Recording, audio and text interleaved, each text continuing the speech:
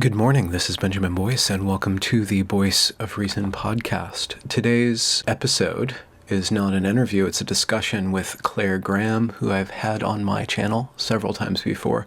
And in this discussion, we talk about male and female and their interrelationship and how certain forms of discourse around gender are actually stopping us from actually learning all there is to know about one another, and then deriving from that knowledge some sort of, rules of thumb in the relationship between the sexes or the genders. We also talk about a bunch of other things, including activism and the ways in which activism actually boxes in the conversation in various ways that actually limits the ability for human beings to discover what it is to be a human being. One additional note for those who are interacting with this episode via oral means exclusively, there's a 5 or 4 minute clip of a discussion that I had with Jane Claire Jones from February of 2019 that I've inserted towards the beginning to ground my example of patriarchy slipping into a pseudo-Gnostic way of forming a power structure that everybody's caught inside of. That all said, here's myself and Claire Graham. Did you attend that group meeting this weekend? Oh, the Fiat one? Yeah. No, there wasn't one this weekend. Oh, okay. Because there was a lot of drama around. But around what? Claire Graham? No, not Claire Graham. Jane Claire Jones. Yeah, they're like turf drama. I don't know. They can't help themselves. Well, I think it's. I don't even want to comment on it necessarily, to be honest. But now I've put it out there. There's always something, isn't there?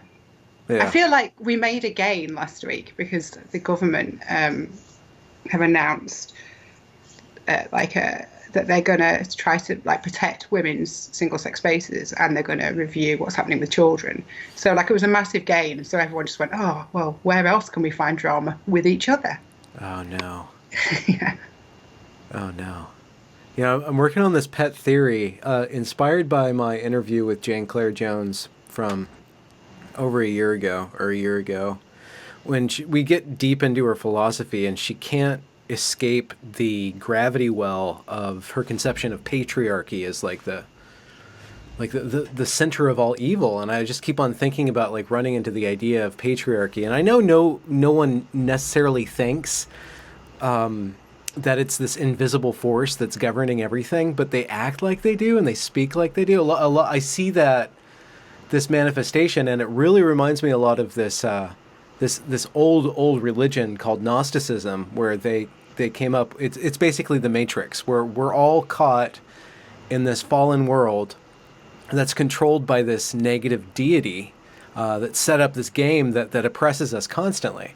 And I was just thinking a lot about how the concept of patriarchy, if you're not really, really careful, becomes this all-consuming, all-defining, or this meaning structure that constantly defines every oppression or every it's like every interaction you have with the world is defined by that. Yeah, I find it. I think we talked about this last time we spoke a little bit. How I don't really understand the patriarchy, or I understand what the word means, as in you can have a patriarchal society, so where males have where it's run by males. Yeah, I understand that, and I understand historically, of course, that most human societies were patriarchal, to a greater or lesser extent. But I don't. Yeah, the feminist or the radical feminist, maybe, I don't know. All feminists talk about the patriarchy, but the radical feminist to me, it gets starts to feel like a conspiracy theory. I think is the best way to describe it. That someone's always against us, and it's always deliberate. Yeah. There's this intention. There's this intention behind oppression constantly, and I got to this one point in our conversation with Jane Claire Jones where she started speaking about young females being against each other, and I'm like, and I asked her, Like, is there no like competition between women? Is all negative interaction between women? Like, are women just pure and they're in the system? And she said, no, it's because the patriarchy causes them to be against each other. Women's relationships are generally really nice. I mean, when we're younger, they get much better as we get older, and we actually shed a lot of our patriarchal bullshit, and we stop caring, and we stop giving a fuck. Wait, see, why do you have to gender that? Like, why do you have to gender maturation? So everything bad in life has to do with like this negative masculine force. Like, are there not just natural processes of becoming a better person, or do we have to gender the negative parts of that maturation? Well, no, but I think for a lot of us, it's to do with dealing with the damage that is done to us. It's not emergent at all. There's not just things that young female people need to learn. Yes, there is definitely things that male and female people need to learn, which is like how to manage their own feelings and like be responsible. And I mean, if you look at the way that women and men bully each other, men or young women and young men, females bully each other socially, and that's the big epidemic with social media. That doesn't necessarily have to do with shedding patriarchal power structures. That's about exerting power over other people. I don't see it has anything to do like with this overarching negative masculine force. That I don't understand isn't an argument. We are set in competition against each other. Right. By some other force. So it's like hypoagency. You're saying that it's all the fault of something else. By the fact that we are raised to believe that our value is in the value that is attributed to us by men. And you don't think that's at all emergent from what a female is through Darwinian? Principally. I mean, and obviously it's not so much now, but it is still the case. Like, this is what men do not understand, right? And this is why the relationship to transactivism, to that aspect of you saying getting the attention, why that's so problematic to us, right? Because being the object of male attention is not fun. It's not fun? No. Sometimes 100% of the time? No. Sometimes it's fun. Most of the time it's not fun. Having your value as a human principally indexed by how much attention you get from male people fucks you up. Yeah, I'm not arguing against that at all. And that's the principal structure. So I want to ask, are you saying that women would be perfect human beings if it weren't for men fucking them up? They would just naturally grow and have wonderful relationships with each other. No, of course not, because there's going to be individual degrees of trauma and stuff, right? And like individual fuck ups, right? But there is a power structure, right? And you don't think that there's a different power structure that's in the female? You need to separate it, right? This is what always happens. You need to separate it from men. It's not men, it's the power structure. Now, which is inherently gendered. So it's male. It's masculinist. I find there's like a cognitive dissonance in that there's this thing of like that women must have agency, but equally that the philosophy takes agency away from women because we have no choice, because everything that we do is the patriarchy.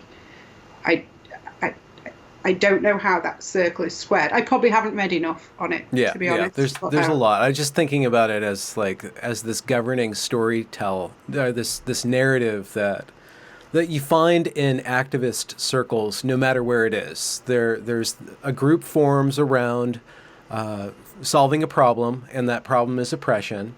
And as time goes on, they make gains with rights, I guess, or with limiting oppression or getting more awareness out there, changing the attitudes, let's say, within feminism, changing the attitudes towards women, changing what's appropriate to say about women or how to speak to women. But as society progresses, the activist circle can't stop fighting oppression, and so it goes from fighting these big things to fighting like nuisances, like every like little tinier thing gets atomized smaller and smaller and smaller. And because you need that passion to change the world, you need that passion to come together in this spiritual, like, or this religious sense of like coming together. There's this underlying like ecstasy of being involved in a movement, and you need to have that powerful emotion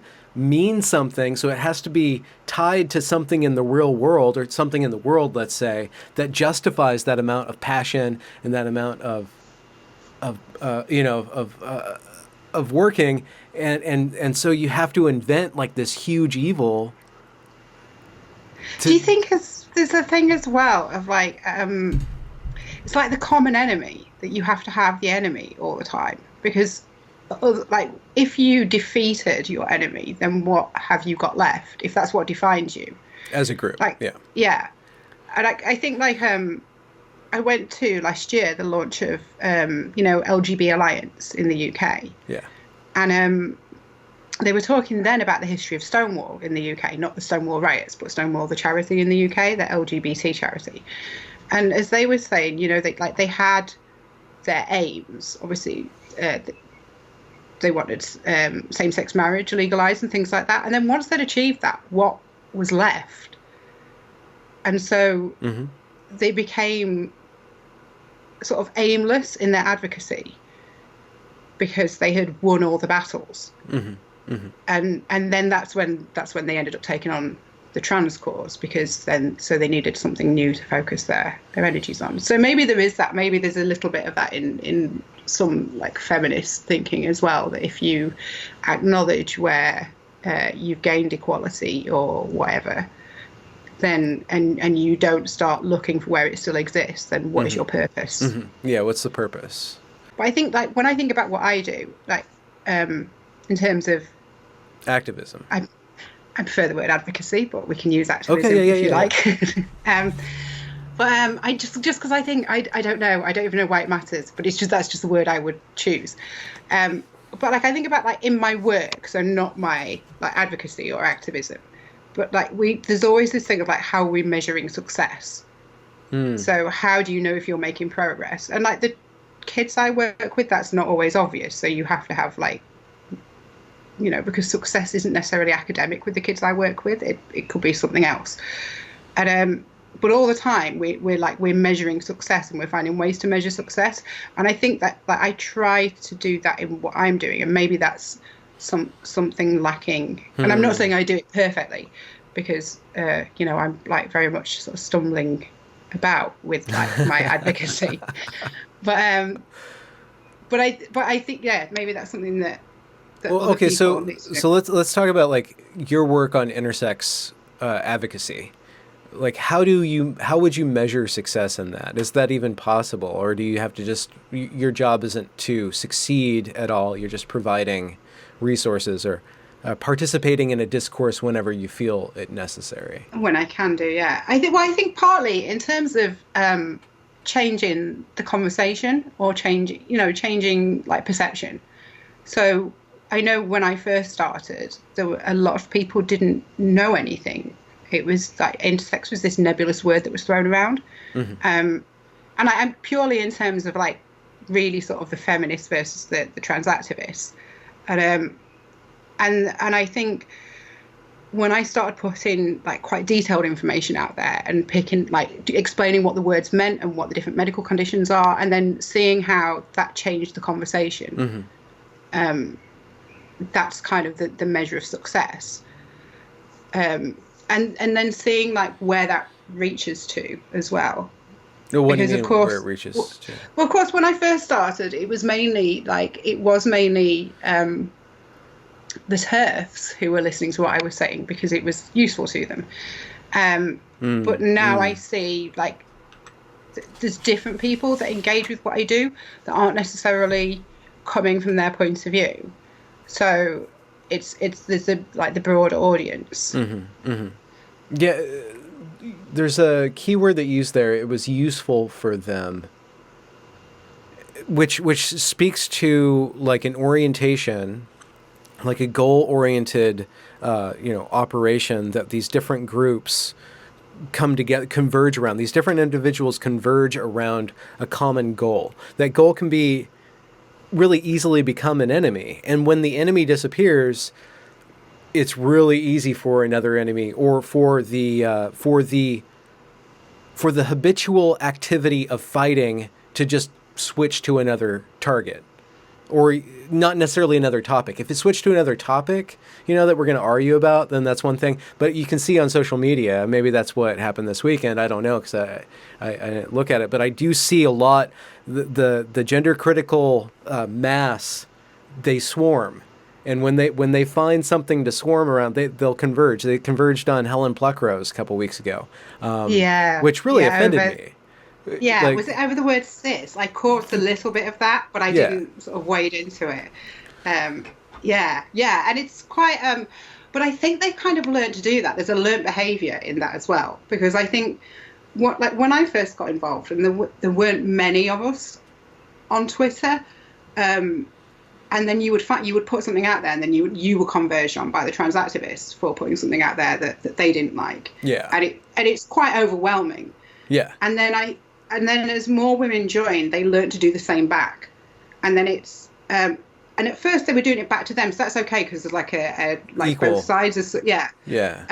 But now there is that thing where someone can innocently put something or they're trying to, Helen, I think, was trying to just open a conversation. Yeah. And then they converge in the same way, which is really unhelpful, because you're not actually taking part in the conversation then. You're just kind of bullying someone in the end. Yeah. And I don't know if that,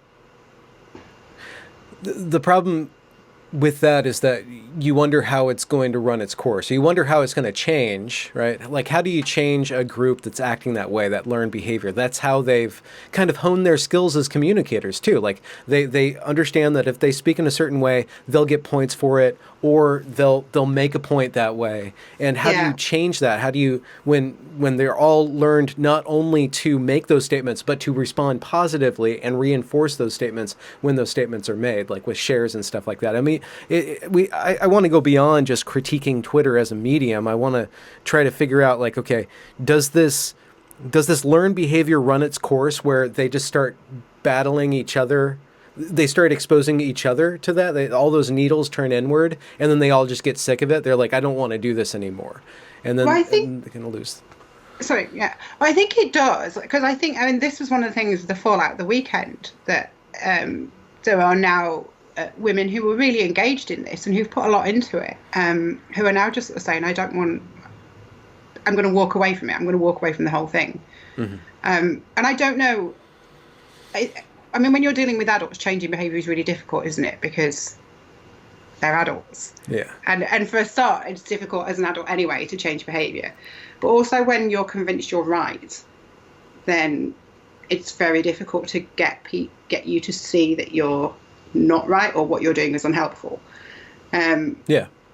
Well, it's the frame that you can be right. If and that's what I was trying to do to change the conversation with my interviews around sex and gender and transition, was to change the way that the conversation was going by just listening to people as individuals with a narrative, just where you're not right or wrong. Your ideas, your opinions are built out of your experience. And so you see the person as a whole package. You see their involvement, and that changes the nature of the game, where it's I'm not trying to make a point about transition in and of itself, other than something that's takes a long time to understand and takes a lot of people and is something that affects people in a major way, both positively and negatively. And if you don't engage it in that way, then that allows me to be a different person when I enter into that conversation, even though I do play the game where I make fun of people when I see them acting ridiculous, or I make fun of an idea when I see it's acting ridiculous. And I've been trying to take a break from that and kind of hatchet that down, even though it's fun to get rewarded when I make a parody song, or something like that, about these things. Yeah, I think. Well, one of the things that I think, it's funny, I was talking about you the other day with someone else, and we were saying how what I quite like about what you do, on Twitter, but in your YouTube as well, is that thing that you open up a discussion quite often. So you'll put something out there and you invite comments, and I think it's quite effective, because I think, like, when I look at comments that you get, often they are quite thoughtful, because you framed it in a way that invites thoughtful comment, rather than like the dissent of the masses to disagree or to whatever. I can't remember what point was I addressing. But if you build your whole, if you engage with something in a way where you can be right, or the basis of your persona, how you face and how you make yourself up in order to engage with that conversation is based on you being right, or based on you winning an argument, then when the argument's over, you're going to have to let go of that persona. And that persona, actually, it's like this program that just gets a lot of momentum going, and it's really difficult for people to disengage unless it gets kind of destroyed, or you kind of wake up to the fact that, oh, this is actually not having the effect that I want it to, by receiving criticism, or just by getting the criticism yourself, or like getting attacked in the same way yourself. I think you have to be open as well, don't you, to the possibility that your thought is not right. And so therefore, or your opinion is not right. And so therefore someone can come along and can persuade you, even if it's not like a huge shift in what you think, but they can move you a little bit in another direction, or make you look at something from a different angle. But again, in like polarizing debates, like political debates, I think that's really hard to do, because people choose their camp, and then they very much cling to that camp. I think one kind of benefit of practicing or developing humility is that you kind of look at being right as kind of something that is really filled with hubris, because being right assumes that you have a complete picture or a complete understanding. And, in order to access humility, all you have to really do is say, I don't know everything. Like, my view is incomplete. And just allowing ignorance, a positive sort of ignorance, to exist in your opinion allows you to add to that opinion or change your opinion, which actually allows you to move into another conversation, or follow the conversation when the conversation changes into a different topic or a different tone. Yeah, go down another rabbit hole, or go and explore a different avenue. And I think I've done that. I think I've tried to with the intersex thing. But I think there's sort of two. Part of what I'm putting out there is just scientifically accurate information about medical diagnosis. But there's also, I have to take on board the fact that not every person with a DSD is going to want to talk about themselves in that way. And so there are people who use language to describe themselves that I wouldn't choose to, and I would rather they didn't choose to describe me, but that I can accept that that's a way that they talk about themselves, or that they frame their experience. Yeah. Because, and you find that, could you give me an example of why you dislike that? Because, and the bigger question is, if you start to frame yourself in a certain way, you can kind of see how it creates an entire worldview, or it connects you to an entire system of thought that you don't. Yeah, I think the biggest one for me is when we're described as queer. And I find that really difficult. It's not a label I would use for myself, and it's not a label I like for myself. Okay. And people will talk about us having queer bodies, or, that kind of thing. And I really dislike that. I find that it just makes me really uncomfortable. It's not, it's really difficult to articulate. It's not, firstly, I think it's a political label, and I don't want my medical condition politicizing by other people. Secondly, I think it's quite an offensive term.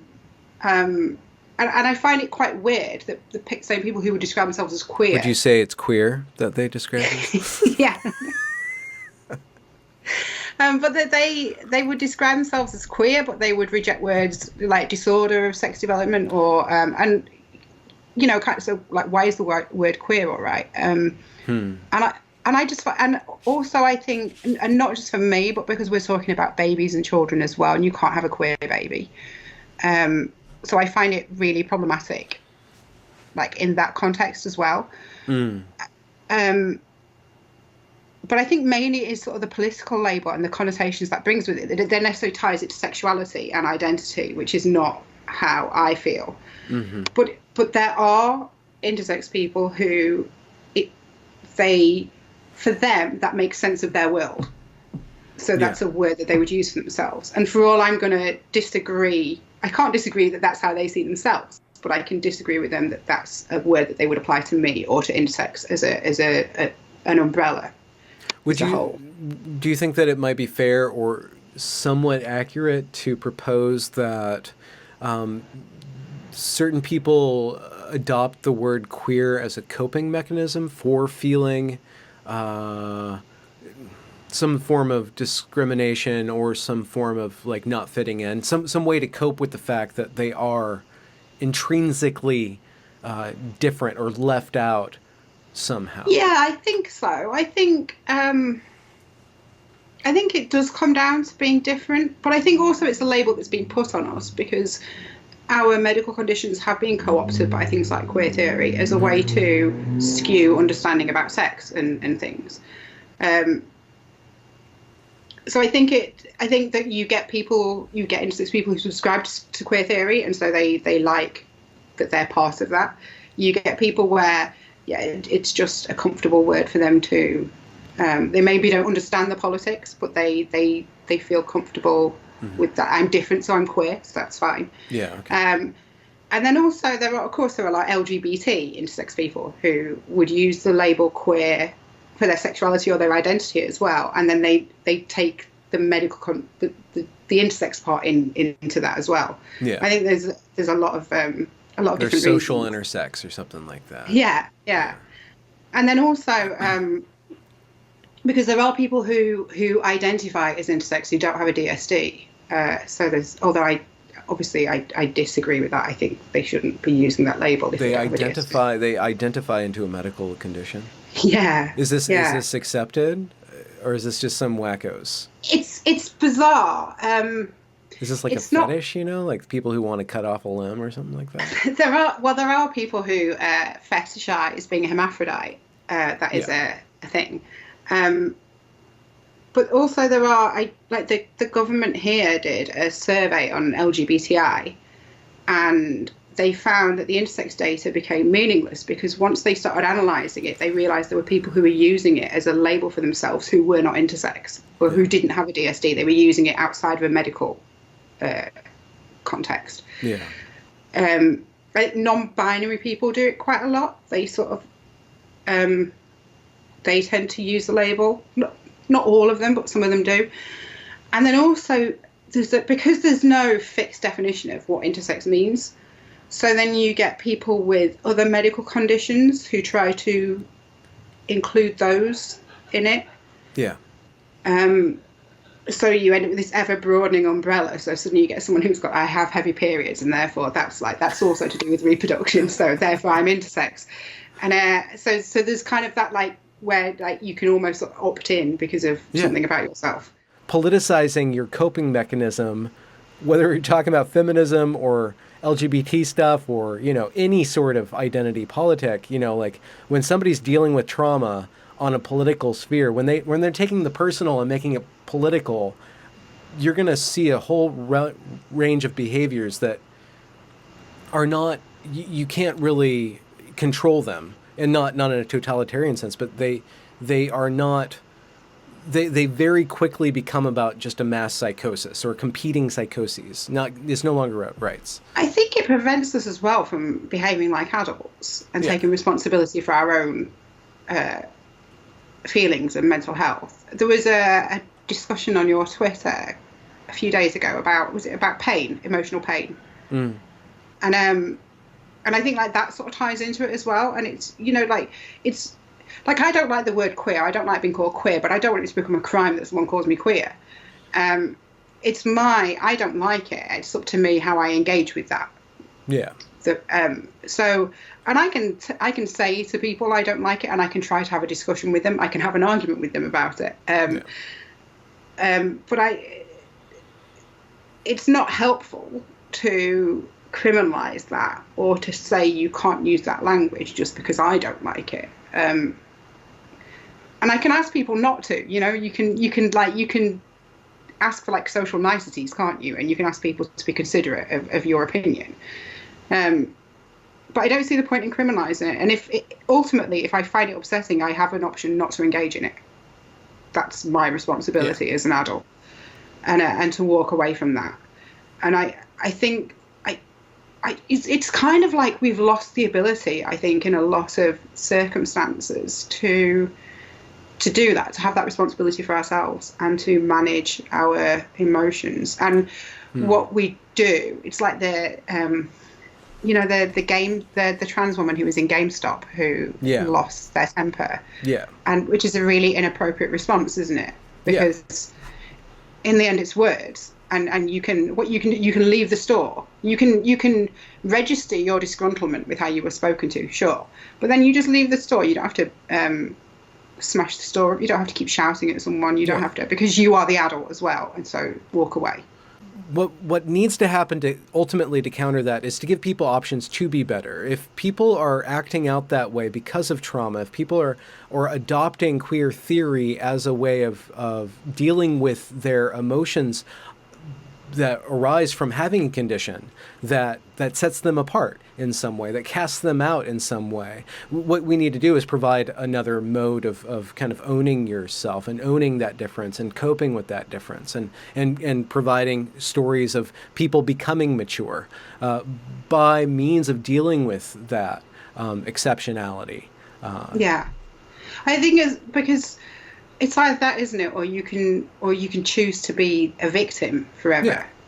And I think I obviously I can't speak for sexuality and identity because I'm cisgender. You're gonna say it? Oh, you said it. Well, I don't know, not trans, and I'm straight. Yeah. So I can't speak for those things. I can't remember now. I got distracted by cisgender because I think we should probably have a talk about that as well. Oh yeah. Because I'd love to hear your thoughts on it. What point was I making? We were talking about developing resilience because of your difference, because of your condition. Yeah, it's something. You can speak to that. Like dealing with the emotions that you encountered by seeing that you have sisters, right? And they have like they went down another path and you were set apart from that, and there had to have been like a bundle of emotions around that. And there's times when it's really difficult, but then I have 3 sisters. They all have children, all by normal means, and I was having a conversation about this the other day with a bunch of women, and we were talking about actually sort of the trans women objection to women talking about their bodies. And I was saying it's something that people don't actually realise. You put a bunch of women together and ultimately they will talk about their bodies, they will talk about their biology, because it is the uniting factor. So when you're younger, it's periods and things, and then when they get older, it's children and giving birth and sort of all those things. And I'm quite often, therefore, like an outcast in groups of women because I don't have that shared experience. Yeah. But that's fine because I have other friends, I have male friends, and I will go and talk to them when the women are sharing those stories. And I like sometimes it is upsetting because I don't have that. Yeah. But I just go and talk to the men and like join in with their conversation instead. Or, like you're an outcast, but not by choice, but you can choose to be positive with that or negative with that. So I could sit there and I could tell the other women to shut up, or I could cry and make everyone feel really uncomfortable and awkward. Or I can think, right, fine, I'll go and do something different that's fun for me. Yeah, there's a social media performative aspect that I've seen. It's always been annoying, but like it's popular to do, like where you get to paint yourself as an outcast and you get like reparations, of attention for like, oh, look at me, look at how outcast I am. And with certain particular examples within the trans women examples, they have no problem at all. It's even part of their personality to seek attention through that means. So you see that it's actually part of a cluster of behaviors that is then attaching itself to transition into all this other stuff. Like you see that. I think it's like it's making yourself the center of everything as well, isn't it? All the time. So there's like a degree of maybe like narcissism within that. I don't know. So how do you navigate then being an outcast and not letting it go to the point where you're seeking attention in a negative way? Like, I mean, I have a lot of outcast, ness in my past, and eventually, like, I kind of embraced being outside, and I kind of want to be outside. Like, I like that. It doesn't. I've always been. I think I've always been fine with it. I can probably go back and find examples where I probably haven't been as fine as I think I am, as like an overall thing.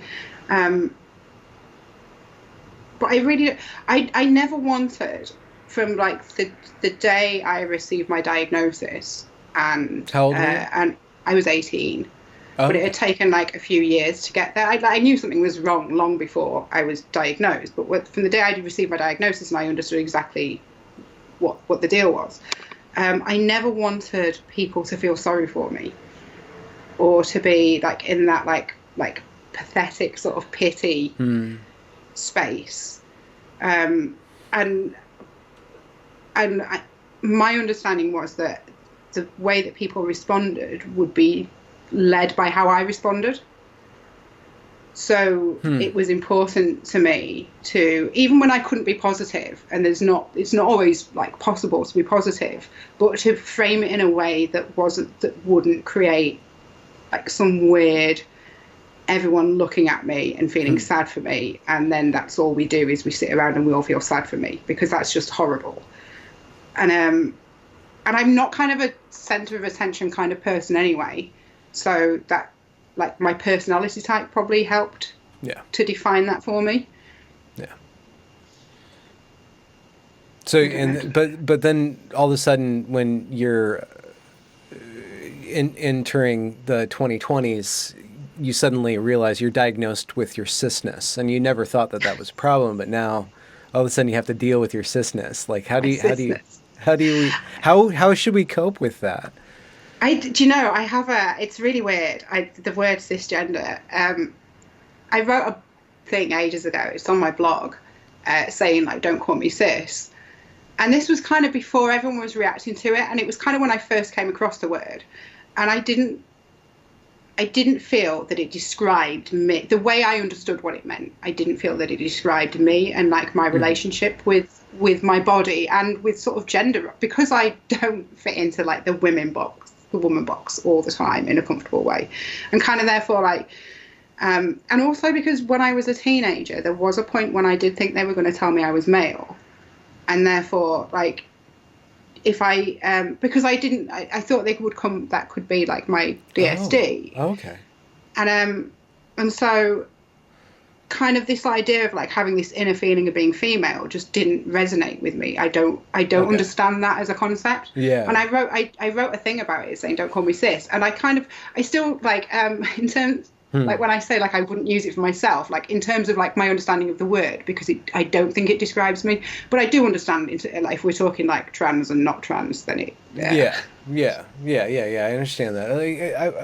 I've had similar thoughts. Like I don't think of myself as like a male. I don't think about that. But when in my interactions with women, that's when like my maleness like really comes. Like I understand my gender in relationship to somebody else's gender, and the way that my gender interacts with their gender, and I can see how my gender elicits their gender in that performative aspect, and in that like the. And this is something that, because of who I am and what I do now, I have to section off my certain parts of my experience and say this is a literary part of my experience. This is not a political statement. This is me exploring aspects of myself. But like I see that there's a way that you interact with a woman that you unlock her womanhood. It just flowers, and she experiences that unlocking herself, and that is such a profoundly beautiful tasty, sensual, electric, and just working from the erotic up into I don't want to say spiritual, but the level of the consciousness, like a very light, like one human being relating to another human being in all those interlocking levels, like that.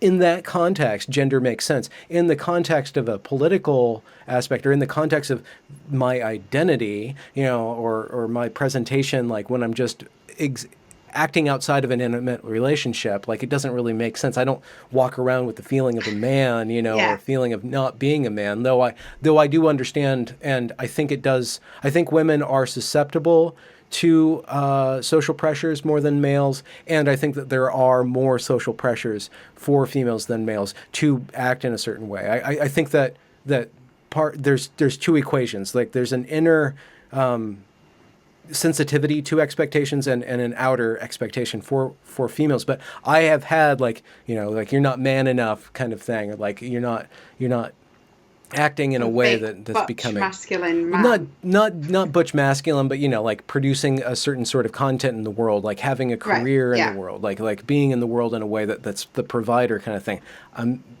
My product, though I'm pretty productive, isn't necessarily translating to providing or provisions, let's say. So yeah, I get you. Yeah, I would agree. I think probably because we're both straight as well. So therefore, when we do interact with the opposite sex, there's like that plays a part in it, doesn't it? So you do kind of experience it more. Although I don't. Again, I think from my point of view, it's a weird thing because my friends back home, we used to. And it's so problematic now to like use this kind of language, but we used to joke all the time that I was like a gay man trapped in a woman's body, or that that I had male privilege, or because there I was doing the things with the guys and with my guy friends, while the women were like at home with the babies. I'm like, out at the pub with my mates. In the spaces that you occupy. Yeah. Huh.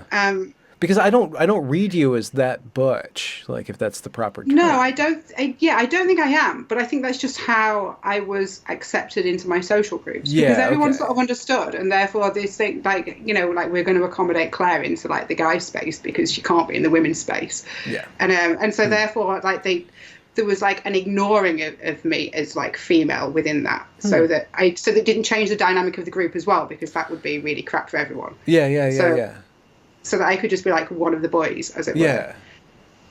And I wonder if you can give any insight into this, being a female in the male space, or being a female that's outside of certain levels of the female. Like the male society and the male culture, the strictly male culture doesn't revolve around childbirth or reproductive health. And that's a huge time sink for women. Like that's undeniably a huge part of life. So there's this like vacancy in male culture. And I wonder what fills that time, and what kind of behaviors are built out of filling that time. I don't, I think, I don't know. Play yeah, I think that is it. I think like, because the men then they have free time. So they have their hobbies, and like not that women don't have hobbies. That sounds of course women do, but I think men have more time to invest in their hobbies because of that, and sort of messing around. And there is a bit of like I find like when I'm like in the male group that it's more. I'm going to use the word childish, but I don't mean that in a. But it's like more playful. Yeah. Yeah. Because they can give time to being that and sort of letting go of like adult responsibility, or because as you say, they don't carry the responsibility in the same way necessarily of like the reproductive role. So they are more playful. Not that women aren't playful. I don't know. It's really difficult. To talk about this without like.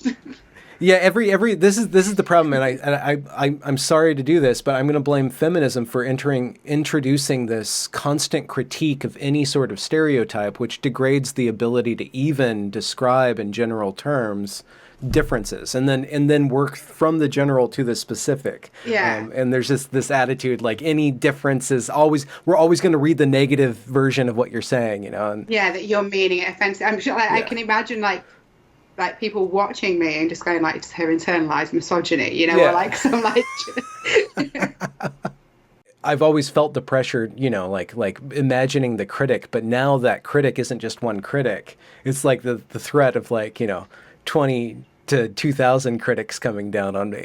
It's horrible, isn't it? When you feel like you feel the need all the time to sort of go, I mean this coming from a good place. I mean, I'm saying this, and I know some of you are going to find it offensive, but I mean it coming from and in the end, we only have the words we have to describe things. Yeah. So people are going to take offense or read it a certain way. Yeah. And when we were on that call 2 weeks ago with, and I was just we were on this big group call, and I didn't know how to be there, so I would ask a question when I felt like I could ask a question, because I knew that I could participate potently and productively in a conversation through just questions and stuff. But one thing that I wanted to explore, and I didn't, the conversation wasn't going to a place where we could explore it, but I just wanted, because we were speaking with a lot of gender critical feminists, and I wanted them to participate in a bit of self-critique. And the question that I wanted to propose is that when you do have these women-only spaces, when you have these women-only groups, because you're talking about all the positive, what are some of the emergent behaviors or patterns of behavior that women need to be very careful of in order for it not to get off the rails? What are some of the dangerous things about women that women just need to be aware of so that they don't go overboard? And, because men have those too, and you guys will freely comment on toxic masculinity. There's this whole, there's this whole grammar of discussing negative male behavior, negative group male behavior, but you need to take the positive with the negative. And so I'm wondering, what do you see about when you are in a group of men, what are some of the things how do they stabilize their togetherness? And have you felt it getting into kind of crazy territory, and what kind of crazy does it go? I don't know. Do you know? I think, and again, are you just around perfectly behaved males? No, but I think to an extent, I think men are better at resolving conflict. Yeah. Bizarrely, because I think they're more confrontational. Yeah. And not necessarily in an aggressive way necessarily, but if they're upset, then they will say something. So they don't internalize it or go away and worry about it or bitch about it with their other group of friends. They will confront it there and then, and then sort it out. And also, men don't tend to, if one man in a group, if a bloke has a problem with another bloke, everyone doesn't get involved. So not everyone feels it's their business. Yeah. Interesting. Okay. Yeah. So you kind of have that thing of that's between those two, and they'll sort it out, and we don't all have to guide them through it or whatever. Interesting. I think that's a major difference, and I think that's something women have to be aware of. It's that because you do, and again you come around to the cliches and the stereotypes, but kind of the bitchy and the gossipy, I think is what becomes a problem in the women's groups. But yeah, men I think they'll have it out with each other, and then they just sort of get on, don't they, afterwards? It's kind of well, we've had our say, and all right, you didn't like that, and fair enough, and then go get drunk together, or I don't know. Yeah, and then they participate in some sort of ritual behavior, group behavior that kind of purges all that. Yeah, it purges. There's some sort of externalization. This communal externalization of that tension onto, a sports game, or getting drunk, or abusing their bodies or something like that, in a way. Yeah. And you brought up the way that women will involve each other, or the group gets involved in a personal conflict. And I'm reading a book by Abigail Schreier about rapid onset gender dysphoria, and one amazing quote she has from a psychologist about just studying young women. Young women empathize so amazingly well with each other that if one has a psychological distress, the other one will actually enter that world, and that leads to this social contagion where you have women converging on negative, some sort of suffering, and then they find the name for it in the sense of anorexia or multiple personality disorder or transition. I'm trans now. They all converge on that story, that world. They all share that worldview, and so when conflict does arise, like how do you navigate if your brain and your body and your entire envelope as an individual has a really strong ability to empathize? Like how do you manage that when you're confronted with something that's really not your business, or something that how do you recognize that you empathizing with something will only make the problem bigger, will only expand the conflict? And I guess the question then was, how do women as a group then resolve that conflict? Because they don't stay in forever conflict. They have like a healthy way of working that out. Like is it just drawn out over time? Is it? I think women are probably more likely than men to cut out people that they have difficulty with. I think that's more common with women. So that's maybe one of the ways that they. I don't know if walking away from something is dealing with it necessarily, but I suppose it's a way of not dealing with it and therefore it not being your problem anymore.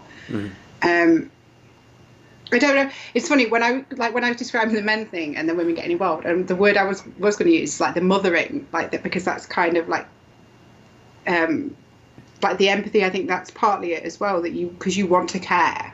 I think that's a very female instinct. It's a mode of being. It's an entire way of being in the world. Yeah.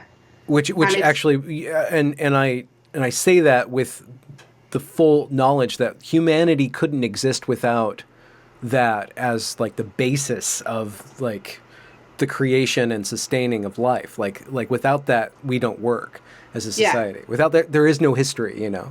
Yeah. But I don't know. I mean, maybe it's one of those things, isn't it? Because if it's like, who knows with sort of these traits, how much we can overcome them and how much they are just part of being male and being female. And it's one of the problems with discussions around gender, as you say, is that we can't talk about it as openly, and therefore therefore explore like, well, how much is that just what it is to be female? And like, not that all females will be like that, or not that all males will be like that, of course, because there's a variety of people. But when you get groups of men and women together like that like you see it, and you have to be aware of it. You have to be aware of it. Yeah. Or you pretend to not be aware of it, but you still have to manage it, My mum used to talk about this all the time. She grew up with 2 brothers, and then she had 4 daughters. But I have a brother, but he came along last of all, and he's quite a lot younger than myself and my older sister. And my mum sort of saying how like she'd spent her whole life wishing she had a sister, and then she had 4 daughters, and then was just like, it's just awful. It's just really like I'm so glad I didn't have a sister because like the dynamic is really really awful, because and I suppose like within that as well, I have to like this context of siblings. So you've got there's rivalry within being siblings anyway, which again like is another dynamic on this but sort of the tearing each other down as well that I think happens. How did your dad manage being in a house of 5 women? He just did his own thing. He just like tuned out. Yeah. He spent a lot of time at the pub. He worked a lot as well, and then he would sort of come home, and then he would be at the pub or watching rugby on the television or something, as we all did our own thing. And like God, it's not that he wasn't a present dad, but he just. Yeah. My critics are few and far between, but when I receive criticism, I really obsess about it, and it takes me an hour or so. I just keep on thinking and thinking and thinking about like somebody saying something. And one thing that really, I guess, it not triggers me, but I commented on a detransitioned woman's YouTube video. I'm like, thank you so much for putting your story out there, and then some faceless person's like, why are you always talking about, you're obsessed with detransitioned females, like that's all you ever talk about, which is funny because that's what people say when on my evergreen videos, this is all you ever talk about. It's like, okay, well, I'm always talking about two things, but and then I made a joke, and then I'm like, but no, this is a really important story. This is some of like if you want to look at an individual like going through a process of radical self-development and radically just changing the course and like really owning themselves and going through the darkness and then coming up and emerging into the light of individuality. These are some of the most important stories that are going on, and the person's like, no, you're just a fetishist. Like you just have a fetish for these young women. And it's interesting watching my behavior, watching my presence, and I'm different than most people because I am very visible. Like all the stuff I'm doing is very public. I'm actually helping people to become public.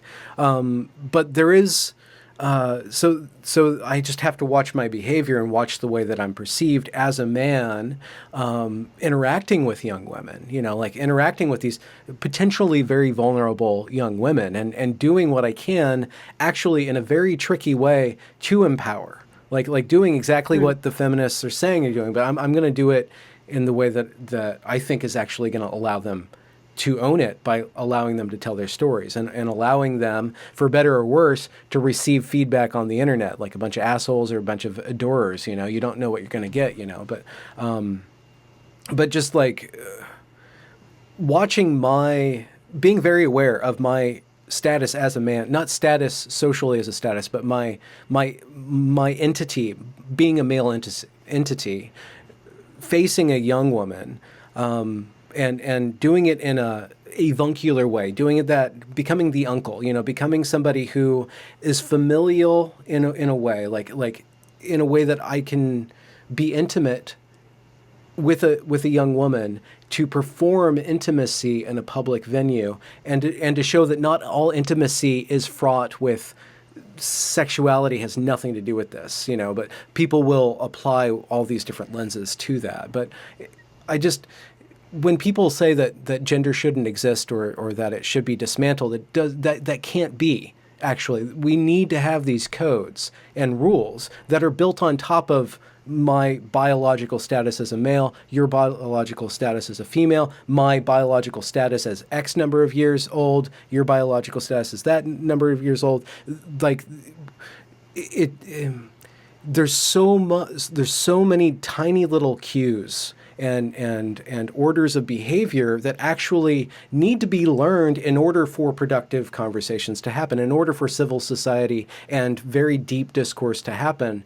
There has to be an understanding and a knowledge of this stuff. For me, that understanding and knowledge is not built on culture, it's built on feeling. Like I feel out the person. Like it's a very intuitive process for me. But I could like very painstakingly go through and like explain it, and that's what fiction is for, explaining these behaviors, explaining these relationships. But there's a huge, I guess what I'm trying to say is there's this huge conversation, there's this huge data bank and wealth of information under the label of gender that to deny it or to only look at the abuses of it is to rob yourself not only of the ability to experience it and explore it, but to actually pass on the good lessons to the people around you, and especially to your children or to the younger generation. I don't see why there's because there's an assumption, isn't there, that therefore that we would be the only animals that don't have, and maybe gender isn't the right word then, but like sex-based behavior. I don't know. Like for the gender which would be gender, like. Yeah. But people who are offended by the word, maybe that's It's like God, you know. It's the new God. It's like the word that you can't use, so you have to make up all these words so you can talk about it. But yeah, it's a ridiculous proposition, isn't it, that we would be the only animals that don't have different behaviours. The difference being, obviously, for humans, like all behaviour, is that we're conscious of our behaviour and can look at it like you were saying then, like you know, you're aware of your behaviour and you're aware of how your behaviour might be read, and how other people might make judgments of it. Yeah. But of course, like we have it's like there's basic instincts as well, isn't there, within us, because we are animals. Although I've been criticised for saying that as well. Apparently that's... people don't like... Saying that humans are animals, apparently, is... Is that disrespectful to animals somehow? I don't know. It's dehumanising, I've been told. Dehumanising. Yeah, but I think that's a misunderstanding of the word dehumanising. Because, of course, we're animals. Like, we're not some, like, higher being or, like, entity or... I don't see why you can't be a higher being. I don't see why you can't be like an apex animal. I mean, an animal that's like saying an animal is nothing but, you know, a plant, or there's no difference between a plant or there's no difference between a rock and a dog, you know. Like, we're not something like beyond being an animal. We are ultimately animals. Yeah. Like our humanity, insofar as we are anything more than an animal, happens within within the animal. It happens. Yeah. It happens within the material. Like. Yeah. It's not like there's like plants, animal, and then something else, and that's what we are. Like we are part of the animal bit, and with a higher consciousness, but we're still animals. So of course we have like sex-based or gendered behaviours, because there's all sorts of things that are informing that. Even on a scientific level, you've got hormones that are going to inform like behaviours. So, like when you think about like how men can be more aggressive and confrontational. Well, it's, you know, they have testosterone. They have more testosterone than women. So of course that's going to inform. We know testosterone makes people like more aggressive. And not aggressive doesn't necessarily mean like out for the fight, but it informs behaviour, and we see that in other animals. So why not in humans? I don't understand why that's. I don't understand how we've got to a point where we can't acknowledge that. And I don't. Again, with the feminists, I don't really understand. It makes no sense to me. Like when like there's discourse about male violence, but then you're not allowed to talk about why that might be. And it can't just be like, again, it can't just be the patriarchy in some conspiracy theory. Yeah. There is going to be a biological basis to these things as well. Yeah, biological, and then it's like the whole. Okay, it's hard to critique things without making a straw man of them. So I guess just reformulating the conversation, like how can we freaking get back to a place where we can talk about being a man, being a woman, being men, being women, in a way where we can start to understand and recodify the behavior? It seems like people have a problem with the code of behavior because the code is used to discriminate. The code has been used as a reason to vilify them or to abuse them. And no matter what code you have, it's always going to be abused. No matter what doctrine you have, you're always going to have a negative. If you make an idiot-proof, evil-free religion, it will turn into an idiot-filled evil religion in the wrong hands. Like there's no code of conduct that can't be twisted. But at the same time, like the people who want to have no code still have a code. And their code, you know, with postmodernism, you just have people, or with queer theory, like now there's arguments within queer theory that queer theory is not queer enough. So they're constantly queering queer and queer and queer. So I think that eventually the trad wife is the most queer entity at all. Yeah, they'll because queer it back to, she just keeps on replicating herself, and she's always vilified constantly, you know, and she just keeps on producing babies, you know. But so how do we get to a place where we can recognize that there is a code of conduct between men and women, and there's a reason why men need to have certain sorts of behavioral, you know, structures put on them in order to manage their testosterone. There's certain, it's like why do women need safe spaces? Why do they need female-only spaces? There's a biological basis for that, because they're vulnerable. Therefore, we need a code like chivalry. You're going to just reinvent chivalry in order to regulate men so that they approach women in a certain way. And the problem with that is that then that chivalry will want to have women acting in a certain way too, and women want to be free to control men.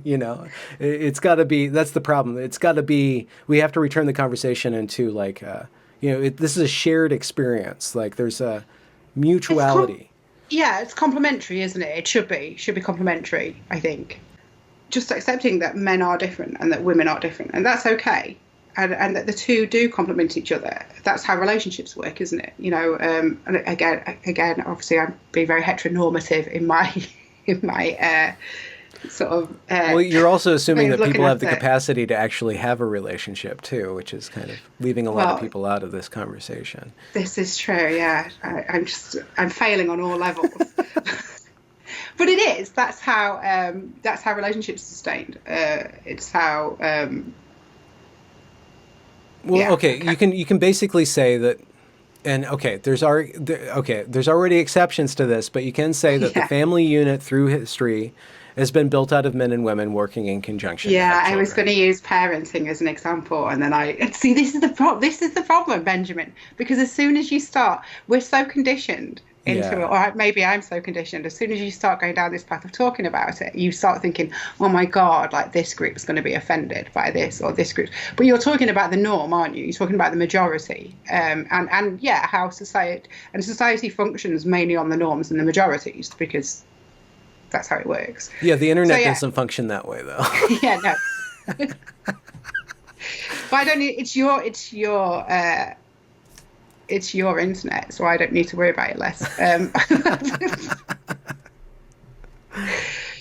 Like parenting is a great example, and again, not to denigrate against same-sex couples that have children, but like the best thing a child can have is a positive male role model and a positive female role model, because they will learn a lot from both of those things.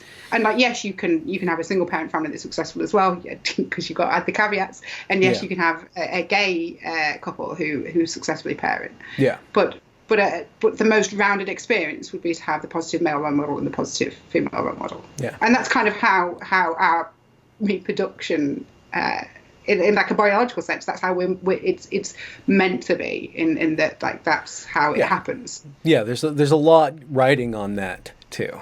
And you're not going to stop. You're not going to stop the majority of men and women interacting with one another. So there needs to be some sort of capacity to understand the male and the female, and actually to turn the whole always privileging the out group in order to make up with their not being the out group, right? You can actually learn a lot about the rule by examining patiently and carefully and respectfully the exception. If you say, and I've been thinking about this, like thinking about how males being attracted to me is the whole experience of like having a male being attracted to me is really disconcerting to me. Not in a disgusting kind of way, but like on an energetic way, like the way that a man shoots their desire at me is like very intense, and like it actually like it makes me disappear in a way that like I'm not suited to. And like just thinking about how the homosexual males enter into and develop desire and then a relationship through that desire, and exploring that will give you a lot of information about the way in which a man desires, and understanding like a young woman getting information somehow about how a man operates is going to be very useful for managing the desire. And I think that there's parts of the feminist narrative around male desire that actually does a disservice to women in the long run, because it doesn't give them the tools to understand how to use that male desire. It just says that a male desiring you is for his own selfish gain. That's objectification. That's the male gaze. Like, well, okay, yeah, but what is that? How do you deal with that? How do you play with that? How do you how do you use that? How do you be aware of that? How do you allow that to land on you and not feel oppressed by it, and not, like, have to flaunt yourself or cover yourself, but like actually change a man's view of you? Because I find it really the whole male gaze thing, and like the what you're commenting on there, I find it, because I was raised Catholic, so you get all sorts of problems then around like sexuality, and because the messages that you've made to feel very guilty about these things, and that they're like sort of dirty and wrong unless you're married and you're making a baby or whatever. And I sometimes find like the feminist way of talking about it is quite similar. It makes me feel in like quite a similar way. And like the thing of like the male gaze, or the and like this probably isn't helpful for young women, because obviously I'm coming at it as someone who's older, but kind of like what's wrong with a guy having a look at you? And I don't mean like leering at you and making you feel uncomfortable. And if you're giving off a signal that you're not interested, then they shouldn't continue staring in a way that makes you feel uncomfortable. But kind of like if you're walking down the street and a guy checks you out, then that's quite nice, isn't it? Do you know, like, why would you like? And yeah, you should being able to respond to that in a way that doesn't invite attention that you might not want is a useful lesson. But being made to feel like it's always bad, I think is quite harmful, because it denies you the right to also just enjoy being attractive or experiencing attraction, and yeah, like like being able to sort of play with that and have fun with it, and it be a nice thing as well, because of course it is. Everyone likes to. And isn't that in a way like a rite of passage, like being able to own that? The way to actually. The path towards maturity is to not shy away from that which you find challenging, but actually like integrate that somehow or understand it. And there is, you brought up a really good thing, like when a man is leering, like when there's a negative male attention, like how do you deal with that? Do you get like other men to go after that? Do you make a statement? Like how do you deal with that? Like what does that make you feel? And when I was 19, I was in Chicago. I was working at a catering job, and it was like owned by it was like in the gay part of town, and there was this porn swap, and I worked this porn swap. And I'm like this young guy, like serving, alcohol and dinner to all these older men who were, like sharing their porn with each other. And it was all gay porn. And I felt like the men's attention, like going from these magazines onto my body. And like, I felt that. I'm like, oh, this is what they're talking. This is what women are talking about when they don't want that. Like, cause it was changing me, like it was entering into me in this way that it was violating me in a way.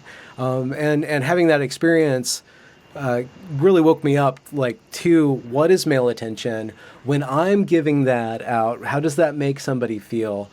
Can I change my lenses, like some sort of, I don't know, I'm thinking of some movie where a guy can change his lenses or something like that, like, and under what circumstances is that appropriate, and under what what does that actually do when I, as a man, look at a woman in that way? What does that do to my attention? Like, I can feel it blocks off higher levels of being to me. Like, I actually like, brain takes over. Yeah, it's like I just like go down a couple of rungs, but at the same time, there's a way of interacting with a woman's beauty, or appreciating a woman's beauty, that, and this is the problem again with having a social media presence that's kind of public. Like, a lot of my friends happen to be women, and like women like to do. They share photos of themselves, like, and it's like, well, do I comment on that? Do I tell them they're beautiful? Like, should I ignore that picture of a bikini? Like, is this bait for me? How do I even, so I don't express it, but. Are they going to misread your like nice comment? Or if a third party comes in and says, look at this lecherous person. But at the same time, what I'm trying to say is that there's a way of engaging with the woman's beauty that incorporates that animal, sexual, erotic tension into something higher. Like, it doesn't deny that at all. It actually incorporates it. And usually it happens like by looking at the eyes and centering the face, like centering that human, and then like everything is secondary or an extension of like that individual there, you know, and developing as a man a way of interacting with like my desire and women in a way to incorporate it in this way where it doesn't say all this stuff below pure consciousness is evil. It's not. Like really integrating all those different things is the way towards becoming like a more mature individual. Yeah, I think, and like you say, sort of, I think like being aware of yourself as well, isn't it? But then not too aware that you end up behaving like in an unnatural way because suddenly you're so aware of yourself that you don't know what to do. I don't know. I don't have I mean, again, because I'm just a bad feminist, but like I like being flirted with as well. You know, like I don't have a problem with that, and I don't have a problem with that kind of behaviour. And because I think you're a bad feminist, but you're a good woman. Thanks. I'll take that. But it's edifying. It's a fun way to communicate with someone. And like, yes, there are it's not always welcome. Like, and that's the difficulty, isn't it? Mm-hmm. Because there might be someone trying to flirt with me that I want no part of their flirting, and like how you manage that is difficult. But I enjoy like interactions with males, and and partly because, as we said earlier, because I spend time in the male sphere, but then I don't know how much of that is flirty, probably not a lot of it, because I'm playing a different role than myself. Well, flirtation, I don't mean to project on you, but it might be the case. For me, it's the case that flirtation only lasts in a very beginning part of a friendship. You know, after a while, it's not, there's no, flirtation's about the unknown. And after you like, you figure out that other person enough to like want to spend time with them, like that mode of discourse, it doesn't really perpetuate itself, you know, like that tension's not there. Yeah, because I suppose it's a bit sort of small talky as well, isn't it? Yeah. Like that kind of quippy. flirty. So, yeah. So there's like a getting to know you. It's a way of doing that as well. And then, once you've established a relationship with someone, it would just be weird to be like in that perpetual state of like sort of airy, flirtatious talk. Unless it was like performative somehow for other people, you know. Yeah, or like sometimes you might do that anyway, just because it's fun to go back to that kind of interaction. But yeah, you can't have a relationship that's like that constantly, because you wouldn't. But then you're not getting to know the deeper person either, are you? Because flirtation is quite what's the word? Sort of surface level. It's all pomp. It's all It's like the peacock's, you know, like feathers. It's like, okay, put those things away, dude. We got to get more bird seed, you know, or whatever, you know, like. Yeah. Let's hop up a tree or something. You can't fly with that, and put it away. But it's also it's a good way when you are dealing with like a stranger, maybe of being like quite friendly and light. You can be like flirtatious with them, and it's a nice way of not having to enter into a serious discussion as well. Actually, yeah. But it's very ephemeral. Friendly. Yeah, it's the babbling brook with all the lights and the rushing water. You know, there's not a lot of depth there. Yeah. It's interesting. Like, even though we're talking about gender and we're talking about sex as a biological thing, I guess flirtation's a part of like the other definition of sex. But what another thing that we're outlining is what we can't say, or like that constant affordance to offense, and I think that we both do it. I know. Okay, I'm sorry. I do that because I want people to be able to access this who are outsiders. I want to interact with people who are exceptional in a negative and a positive sense. I want to, furthermore, show that I am a sensitive being, that I can think in more than one way. That the rule is not that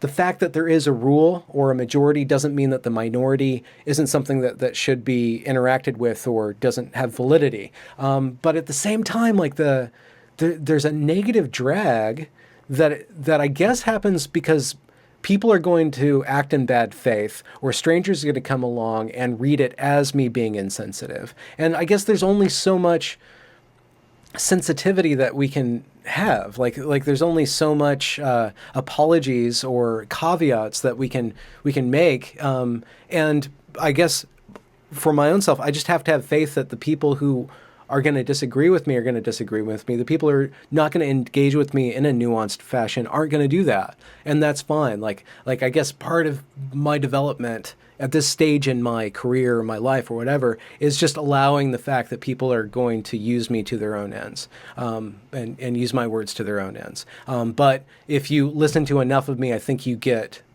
most people will kind of understand that I'm probably like sensitive to a boring fault. Like actually, you could probably be a little bit more mean there, Ben, you know. I think you come across as, this is like the ultimate insult. I was going to say you come across as really nice, but that just sounds so, it's like such a non-word, isn't it? We're both trying to be nice to a certain extent where we're banking up against the fact that that's keeping us from actually continuing to be nice, but actually engaging with something on a deeper level. And the conversation itself is being kept at a very shallow level by this offensive police force that goes around and says, you can't say that, you can't say that, you can't say that. Like it's keeping us from actually going any further. It's one of the things I really enjoy in my conversations with you, because I feel that you understand where I'm coming from. So therefore, like, for all I do the caveats because I feel I have to. But I don't think that I think that you understand, and I feel the same way about what you do. That it's not coming from a bad place, and it's not out to attack or offend, like, purposefully. I did make fun of bisexuals the other day. Well, I make fun of all sorts of things as well, because sometimes some things are ridiculous, and if you can't laugh at them, then... Or in another way, just because you're laughing at something doesn't mean that it's ridiculous. You're actually, like, giving insight into a condition by making fun of it. Like, you're actually... If you can laugh at pain, it's actually another way of getting closer to it. And I think that that's a male... stereotypically male behavior of laughing at pain is actually a way of sympathy. It's like, actually, I'm with you, dude. Like you totally bit it, or that ball totally hit your nads. I'm with you, and my laughter is me sympathizing with you. You know, I'm not going to sympathize with your pain. I'm taking your pain and I'm turning it into gold. It's an alchemical process, or it can be. Humor can be like dealing with shit and turning it into angel wings. You know, one of my it's not quite an on-point story, but it just made me think of it when and sort of going back to like my experience in like the male and the female sphere and dealing with like difficult things. When one of my sisters became pregnant, and it's always been really awkward when they become pregnant, because they usually tell each other, and then they have a thing of like, and now we have to tell Claire, and it becomes like like they've made more of a thing of it than I have. And once I was in a pub with a male friend of mine, he's like one of my best friends in the world. And I'd had like a really crappy day at work as well. So I was like already like in an odd like mindset, and I'd had a couple of beers, and then my sister phoned me, and I saw I'd had a missed call from her, and it's my sister that never calls me. So that straight away I'm thinking, oh, something bad has happened. If she's calling me, then this is like something awful. So it's just a ambulance going past. And then, so I called her back, and I'm thinking it's going to be like one of our parents has died, or that's how bad it must be for her to have picked up the phone to call me, and she just sort of, there's this very somber voice told me she was pregnant, and I kind of, all right, okay, and I hung up the phone, and I turned to my friend who knows my sister really well as well. They're like ex-colleagues, and he said, is everything all right? And I was like, yeah, no, she's pregnant. He went, right, and I went, if you don't mind, I'm just gonna have a little cry, because I just thought everything sort of just at that. Like, because I'd been so worried about the phone call, and then I was slightly drunk as well, and it was just all, and then she was so weird with me, and I just started crying, and like not dramatically, just like a little like moment, and my friend he stood there and he just punched me on the arm and went, you dickhead, and then I started laughing, and that and that was like the male energy that I needed in that moment to break out of Whereas, like, if I'd been with women, we would probably, like, they would have been very sympathetic. That resonance. And And actually, I didn't need that. I needed to because it wasn't like I wasn't upset. Like I was just having a moment, you know. Like, yeah. Having a moment with Claire Graham. Can I name this that? You can name it that, yeah. Congratulations for reaching the end of the podcast. If you enjoyed this product, consider donating to this channel via paypal.me/Benjamin Boyce or joining me on Patreon. Also follow me on Twitter at Benjamin A. Boyce. Have a good night.